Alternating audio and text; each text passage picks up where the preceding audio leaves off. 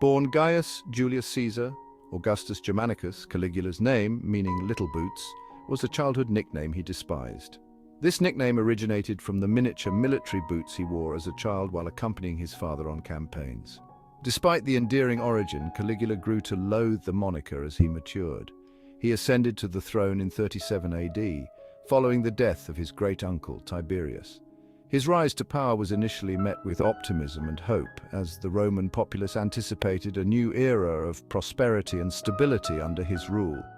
His reign, though brief, was a tumultuous period, marked by both adulation and revulsion.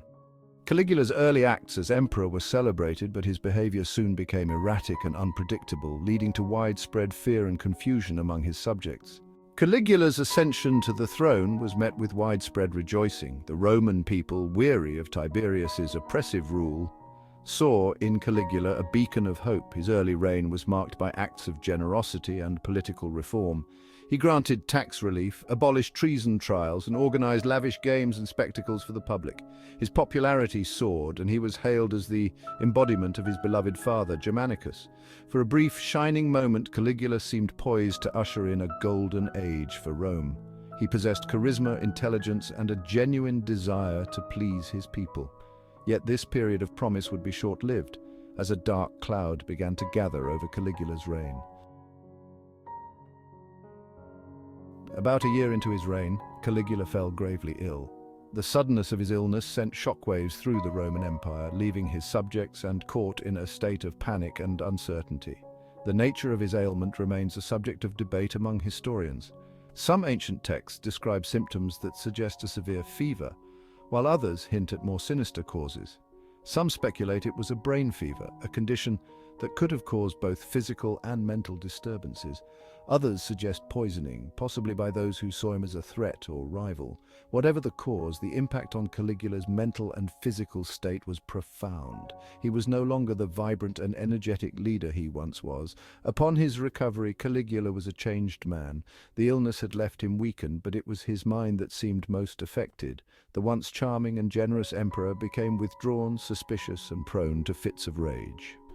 His behavior grew increasingly erratic, alarming those around him. He alienated his allies, executed perceived enemies, and embarked on a path of self-destruction that would ultimately lead to his assassination. His actions created a climate of fear and distrust within the empire. The transformation was so stark, so sudden, that many at the time believed he was no longer the same man. The Caligula they once knew had vanished, replaced by a tyrant. Had the illness irrevocably altered his mind?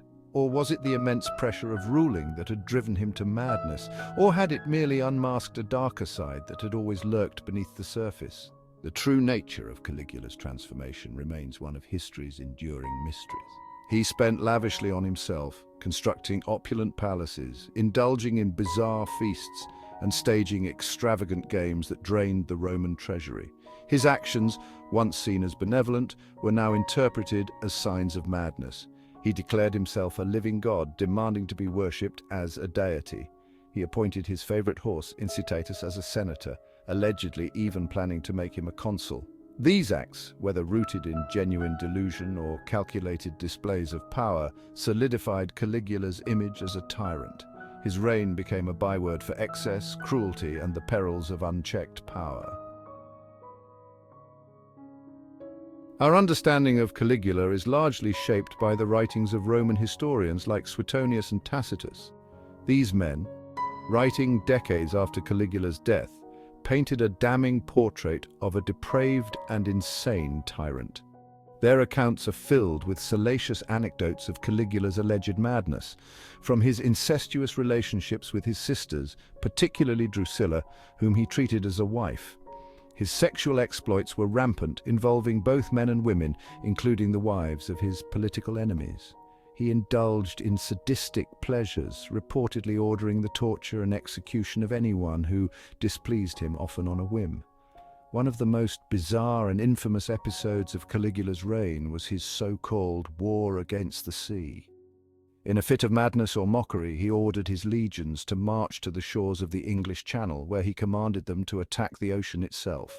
The soldiers were instructed to stab the waves with their swords and collect seashells as spoils of victory.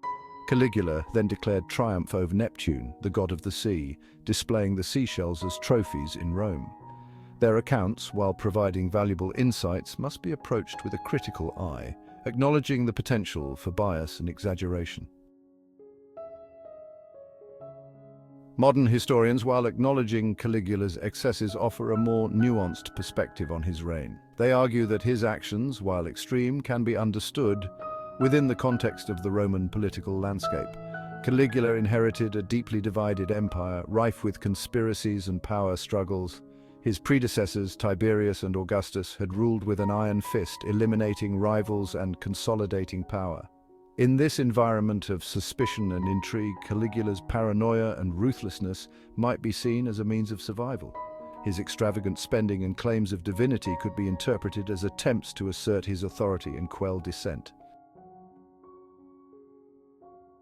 A modern diagnosis? Some scholars have attempted to diagnose Caligula's alleged madness through the lens of modern psychology and medicine. Theories abound, ranging from temporal lobe epilepsy to encephalitis, lead poisoning, or even a form of bipolar disorder. While intriguing, these diagnoses are ultimately speculative. Without access to ancient medical practices, it's impossible to definitively determine what, if any, ailments plagued Caligula. Caligula's reign, though brief, left an indelible mark on Roman history. His assassination in 41 AD at the hands of his own Praetorian Guard sent shockwaves through the empire. His memory was condemned, his statues torn down, and his name erased from official records. Yet despite attempts to erase him from history, Caligula's story continues to fascinate us.